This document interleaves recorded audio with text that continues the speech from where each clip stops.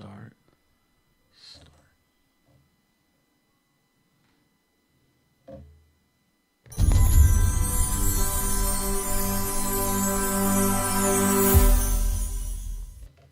Yeah. Giving you the funk 24/7. We on. You're listening to Philly Funk Radio. Turn me on, turn me on, turn me on. Live from Philadelphia, PA. Yeah.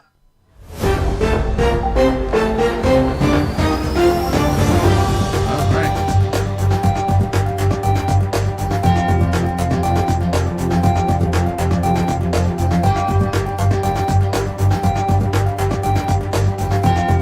All right. Good evening, everyone. You are checking out Philly Funk Radio and Philly Funk Television, and we are broadcasting live and local from the beautiful city of Philadelphia. And as always, we have with us my partner, Mr. Van Stone. Van, go ahead. All right, what's up, everybody? Okay, I have to back up this week. I didn't realize that sometimes I'm so close. I'm actually almost inside of somebody's cell phone or their desktop or, their laptop. Anyway, I'm Van Stone. I'm the host here. I'm the face behind the voice. And you're watching, listening, and tuned into Philly Live. Of course, we're at Philly Funk Radio, and everyone can come to phillyfunkradio.com to check out the show. We're on radio. But here's the thing. We are going to have some supporters. If you're watching us right now on a regular, you can go to YouTube, Philly Funk Radio YouTube, and watch the show live. And we're going to work on some of these things for our viewers. You know, we have to send out brand new links and things like that because we're growing. We're getting more people that's interested, and we really appreciate that. So, of course, we have my co-host, Jerry Wilson, with us, and we also have our new co-host. We have Janice Barksdale. She's the one and only that's with us. And joining us also from the team will be coming in is, of course, Whitney Hickson. She's going to be here. And, of course, former candidate for mayor, Warren Bloom. He's going to be here. So those are all the regular hosts. Of course, we have a special guest today, which I'm going to let Jerry do, the introduction. But before we do that, I'll just throw our first name, Skip, and we'll let Jerry do the rest. We always do our shout out to all our supporters by state. So we're going to go with Colorado first. That's unusual, but we have now the Colorado followers, listeners, and viewers with us, and we're really going to join. What's up to you, Cali? Because we're Philly Live, we're Cali Live, and of course Utah, and boy, Virginia. Man, this thing is really good. So with that in mind, let's get into the show. I'm going to throw it back to my co-host Jerry, and he's going to introduce our special guest today, and then we're going to flow with the conversation on our open topics. We have some updates about what's going on great here with our center. We have an advisory thing going on. We've got a new website. I'm telling you, this thing is really nice, and you're going to like to hear it. So, Jerry, take it away. All right. So, as everyone knows, we have our internet radio station, Philly Funk Radio, www.phillyfunkradio.com. It's been in the air for about 10 years, going strong. We have listeners from all over the world, and we have shows from all over the world, including Canada, France, Detroit, and everywhere. And now we have a new show premiering this weekend, and this is where our guest comes in. We have our guest. His name is Skip, the Funktologist, and he has a new show starting Saturday at 2 p.m., re-airing Sunday at 2 p.m., called A Funk Above the Rest. And Skip, tell us about the show. Well, I'm going to try to make it as brief as I can. It's somewhat of a long story, but the show A Funk Above the Rest was born. I used to be a professional drummer many years ago. And as a professional drummer, I played with national artists such as the Drifters, the Platters, the Coasters, the Marvelettes, Buddy Miles from Jimi Hendrix, James Cotton. And but I've also recorded with a lot of independent artists.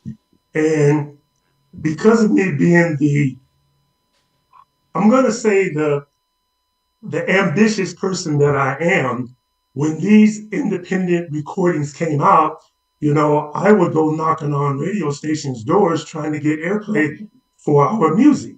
And of course, the major mainstream networks just wouldn't give us any attention.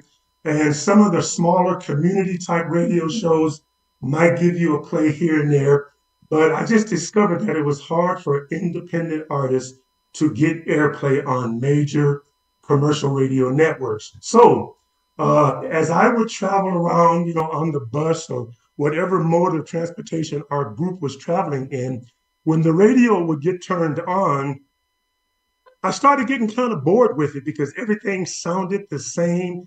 They were playing the same old songs. I didn't care. It didn't matter what state or city I was in. I just heard the same old, homogenized sound. And I started thinking, man, so this was around the year 1996. So here I would be on the bus traveling from city to city. And I'd say to myself, man, if I ever could do a radio show, my playlist is going to expand. I'm going to play independent artists. I'm going to play the cuts into the releases that don't get airplay. I'm just going to expand the playlist. This top 40 playing the same songs all day long, it just drove me crazy. So that was 1996. As my drumming career started to come to a close, because I retired in the year 2003, but here locally, I was somewhat well known because of just, my drumming career. So I went to a couple of radio stations and said, hey, I got an idea for a radio show. And they were two successful commercial radio stations. They were doing what I'm going to call some specialty alternative shows on the weekends. And I thought, well, maybe they'll let me get a slot on the weekend and just try my show out and see if it'll work. Well, both of these radio station programmers respectfully told me, now I'm here in Denver, Colorado. This is back in the early 2000s. R&B music was dead on the radio in R&B. I mean, in the city of Denver, it was just dead. Wow. You could hear some old Motown and stuff like that on a couple of adult contemporary stations. But for the most part, that old school solid R&B, there was no station playing it. So these two radio stations said to me, Skip, there's not an interest or an audience for the type of show that you want to do. So we respectfully decline to, give you a time slot for a show. Wow. So that was around 2004. In 2005, a friend of mine was listening to a local jazz station, and on the weekends, they too had started some specialty shows. So he suggested to me, Skip, why don't you go to them and see if they'll let you do your show? So in about, if I remember correctly, about September of 2005, I got a hold of the music director who I was familiar with. And I said, hey, I got an idea for a show. Would you let me come and explain the whole concept to you? And of course, this was a nonprofit community radio station. And so he said, sure, come down, let's talk, Skip. So as I explained the concept to him, he was like, wow, that's a great idea. He says, but we got to get the general manager involved. But we also got to get the program director involved. So I had meetings with all of those people. I explained my concept. And what I basically told them, I said, listen, my show is going to be rooted in R&B. As a matter of fact, it's going to be rooted in funk.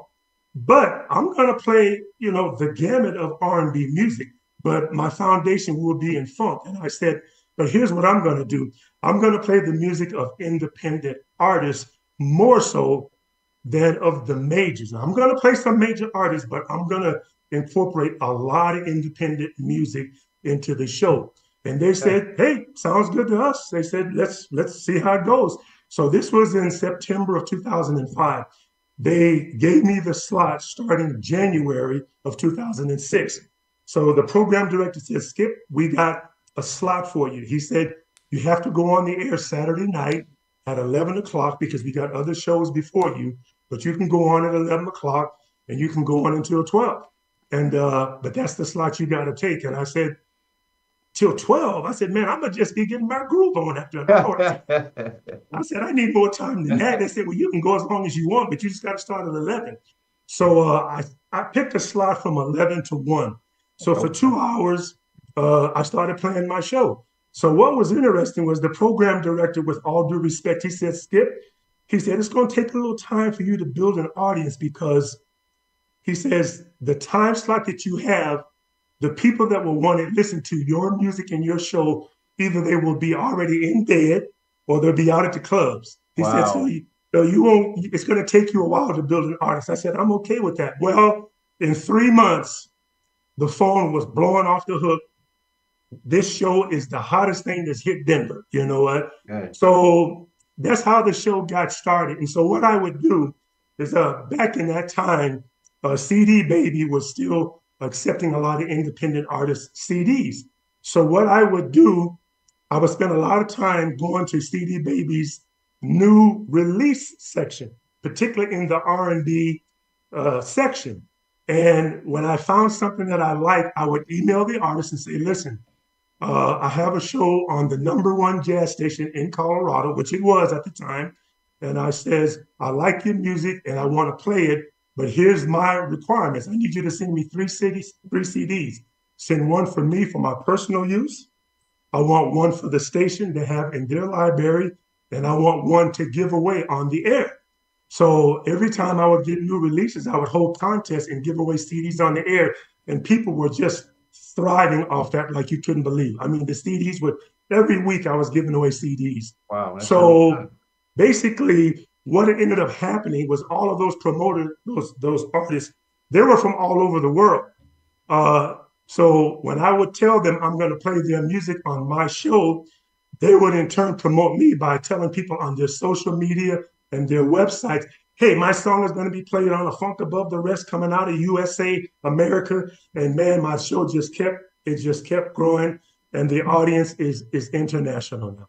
wow. So what can the people expect to hear when they tune in to Philly Funk Radio for this particular weekend? It's going to be a lot of funk and groove. I'm gonna just tell you right now, it's going to be music that's going to make you do this, okay? But it's going to be stuff that you're familiar with and stuff that you're not familiar with. But all of it is going to have a consistent flow. And Gerald, if I might say this, when I put my shows together, I organize everything. The songs that I'm going to play, the order that I'm going to play them in, all of it is seriously planned. I don't play anything at random. I don't just throw anything in. Every song on my show was placed there for a reason, because this is what I've discovered. Music is powerful. It's influential, and it can be positive. It can be negative. We all know it can send you through all kind of, emotional, ups and downs. And so when I do my shows, I want my shows to have a positive feel to them. And I've been told for years now, people said every time I listen to your show, I always come away from it just feeling good. So I incorporate a lot of dynamics in my show. I mean, I play some old stuff. I mean, I play new stuff. I play some old stuff. Sometimes I will introduce a song with a comment about, human relationships or human emotions. I mean, I don't get preachy or nothing, but I'll say, hey, this is a song that talks about how you should love your family, love your wife, love your husband. Gotcha. And I'll play a song to anticipate and set that up. So that's what you can expect from the show. It's going to be a lot of grooving, a lot of positivity, but the whole show is deliberate and willful. I leave nothing to chance, and I don't do anything random. All right, so we're going to get to the other guests. We're going to take a small break. Skip, if you want, you can stay with us. I know you might have other stuff to do, but we're going to take a small break, and we will be right back. All right. How do you know when you've made the right decision? It's the feeling you get in your gut. The one that tells you what's right or wrong. It's the one that says, sure, I can have a drink. Or the feeling that says, okay, I've been drinking. Now what? It's the voice inside you that says, I'm buzzed. Better leave the car when it's time to go. Plan ahead. Catch a sober ride. Buzz driving is drunk driving. All right, and we are back. And again, we have joining us, as always, my co-host, Mr. Van Stone. We also have Skip, the Funktologist from A Funk Above the Rest, airing this Saturday and Sunday at 2 p.m. at www.phillyfunkradio.com. We also have Miss Janice joining us, and we have Whitney. So we're going to go back to Van, and he's going to continue the show. Hey man, I was just thinking about all that good music. The funk. Hey man, I like that. And of course, if you're just tuning in, welcome back. And you're joining Philly Live. And of course, we're Cali Live as well. So, I always mention that we have a lot of viewers and listeners out in California. And actually, mentioning California, we do have another partner who's from California, represents the Philly Funk Radio. He's out there with the boots on the ground, and his first name is also Skip. So, Skip, you have another Skip. You're the second Skip. He's not with us today, but he really is going to enjoy, I'm going to pass along the word when we let him know, what's actually happening, what he missed. Of course, we have Jerry Wilson, our co-host here. We have Janice Barksdale, the one and only, of course, is from West Philly, North Philly. We're going to give Janice a chance to really come back into talk about, where she's really from and the hot topic based on what Janice is dealing with. And of course, we have the one and only Whitney Hickson. She's here with us. Now, before I go to Janice, we want to give a special rejoin. Welcome back. Love you, our queen, Whitney Hickson. And the reason why, not too long ago, recently, we had a loss. She had death in the family.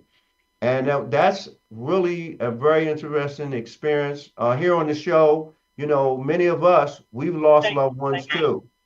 Hey, Whitney, what's up? Hello. Yeah. So we wanted to show you our love, number one, Janice, and number two, we're dealing with something that you're going to talk about that actually is going to tie in, Whitney, to what Janice is dealing with, Janice Barksdale. It is incarceration. It's wrongful incarceration, and it can feel like a death. There was a death sentence. I talked to you about it last week's show. We're dealing with a death mystery and so forth, a murder mystery. And we wanted to bring that conversation into what you just went through and your experience. So tell us about that experience that you wanted to share with us so all of us can, relate what that feels like when we have to go through this unexpectedly, but this is what happens. Right. Unfortunately, my dad, he was 82 years old. He did live his life, but he died abruptly. Wasn't expecting it. He retired in June, and then he's dead in September. The issue is, he had a wife, and he has 7 stepkids that are not his, but he has 3 biological.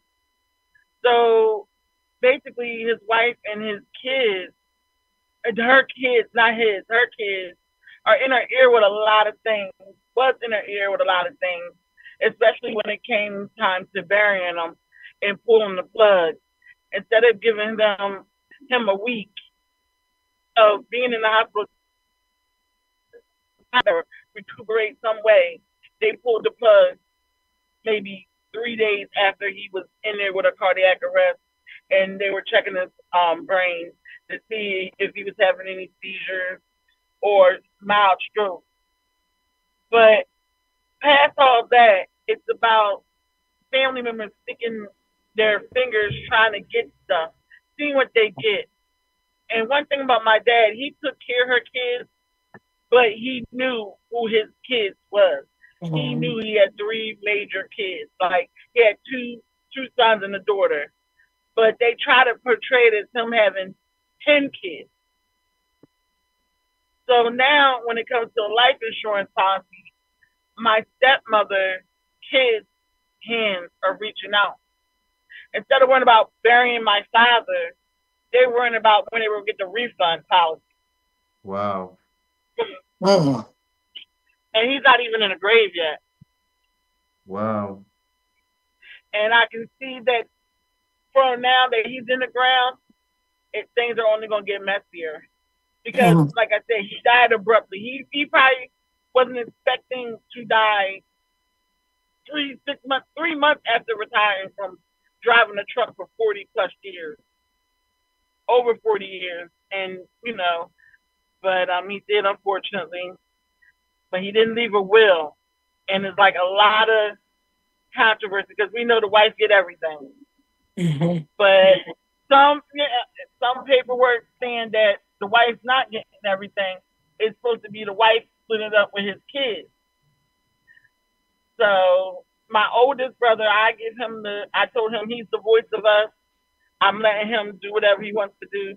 Right now, he's not doing anything. These people got my dad's social security number. Only one that had my dad's social security number was me, my dad, his accountant, and my son, because we helped him with a lot of stuff, and his wife, of course. But random people should not have my dad's social security number because you can do a lot with that. You can do a lot with that, and I think that's dangerous. And I don't know them to say I can trust them with his social security number that now that he's dead. So just a question, Whitney.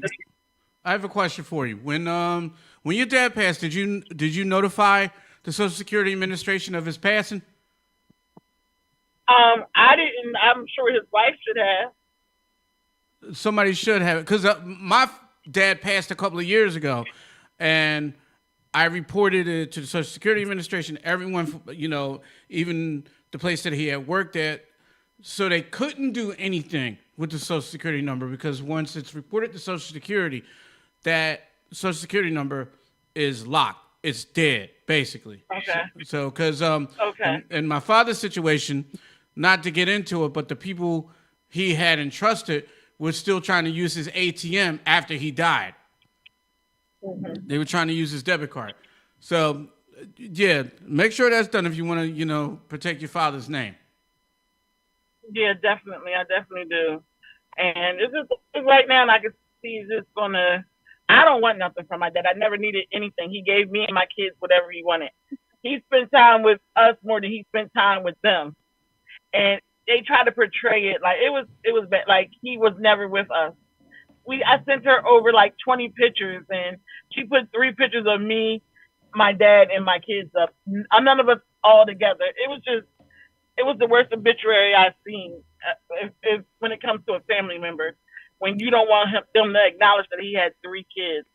And then when my sister went up there, I'm going to be quick. I know this is when my sister went up there, because it was only supposed to be 3 family members, and she's my sister, but she's not, my dad's child. She spoke really highly of my dad, tell him how good of a guy he was. And my stepmother got offended because she said he had 2 boys and we really wanted him to have a girl.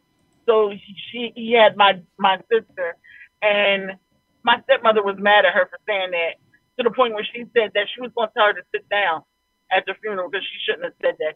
She felt disrespected. All right. Wow. And my sister didn't do anything wrong. So we want to get Janice in a little bit, and we have Warren joining us. We only have about 6 minutes left. So sorry. No, you're fine. But so Janice, I wanted to know if you had any thoughts or opinions, and we're going to bring Warren in as well. Background, Warren. Turn your background off. Okay. Janice, you got some. We brought you to the show because we appreciate you, and we have our female support and mature support. So you have any thoughts on that relates to what that type of experience what Whitney is talking about? Oh, Whitney, I feel sorry for you and your family. My condolences go out to you. But the families are the worst when it comes to death. I've seen all kinds, everything from the body being cremated. Nobody knows. Well, his immediate family does not know, his kids. So the one thing you do have for you is that his body was not cremated. So if you ever have a question about the way he died, he can always be pulled up from the ground and tested. If they weren't tested, Um, I feel for you because I know what it's like for your family members to be pulled from you. Today, I have a brother, and it's only me and him left in my immediate family, and his son has put him in isolation so that he does not he's not allowed to communicate with me or anybody that knows me. So my brother's best friend have been cut off from him. Uh, my brother had a stroke in 2003, and he has not been himself for years since my mother passed. He was living with me. I was taking care of him. He had a bank account. He had money in this account, and I noticed that at the end of each month, my brother didn't have any money. And come to find out, his kids would come over when I was at work and get his ATM card and go to the machine and pull out money. So it wasn't until I became aware of it, and that happened just by accident. He got sick, and I took him to the hospital, and I wanted to pay for his TV and go to his bank account on the 17th of the month, and it was empty. He didn't have money to pay for a TV. So I took his ATM card from him, and the kids they were so upset. They were mad. And just like they were coming when I wasn't here, I was at work. They came and talked him, his son came and talked him into moving in with him, that the life would be so much easier. He couldn't have had an easier life living with me. Miss But I Janice, haven't been able to see my brother in almost 3 years now. Miss Wow. Janice, So, sorry to cut you off, but we're about to lose our Zoom. So I just wanted to go Okay. to everyone real quick and get everybody's final thoughts. We're going to start with our guest, Skip. Give us a final thought, 10, 20 seconds or less. Hey, I just appreciate being here. I appreciate you supporting the show, and I'm going to support you guys as well. I send out my condolences. I lost my father 3 months ago as well. So at 93 years of age. So I kind of know what Whitney's talking about. It wasn't as bad as what she's saying, but family drama can be something else when there's a death in the family. mhm. Okay. Warren, is Warren still there? Give him Warren's 30 still there, but seconds. he's muted. He's got to unmute. Okay. Well, while he's waiting on Whitney, you still there? Okay. All right, There Warren, you you are. got 30 seconds. Yeah, my condolences as well. And you have to be strong for one another and keep the faith. All right, Amen. Whitney, you're up, Whitney. 30 seconds. All Oh, I gotta yeah. say is keep believing, keeping in faith, and everything's gonna turn out okay. Always be positive. Okay, so it's left to me before Charity. 30 seconds. I want to take How about- advance to. How about Janice? Oh, I just want to let Skip know that I've YouTube the station, and I see a funk above the rest, and I will be listening. Okay, thank you. All right, sounds good. Can I go now, Jerry? Yes, you can. Oh, okay, good. Thank you. So just throwing in the plug for us. Everybody's working hard. Don't forget PhillyFunkRadio.com. Don't forget Van Stone Productions, our studio here, our house center here, 5037 Walnut Street. We're in the West Philadelphia area. Brand new. We're going on 3 months now. Second floor, and we're doing a lot of nice things. And don't forget the one and only Janice Barksdale, of course. And she's starting a new advisory council. We didn't get a chance to really get into it, but it's based on Mr. Robert Sugar Bear Lark. He is incarcerated.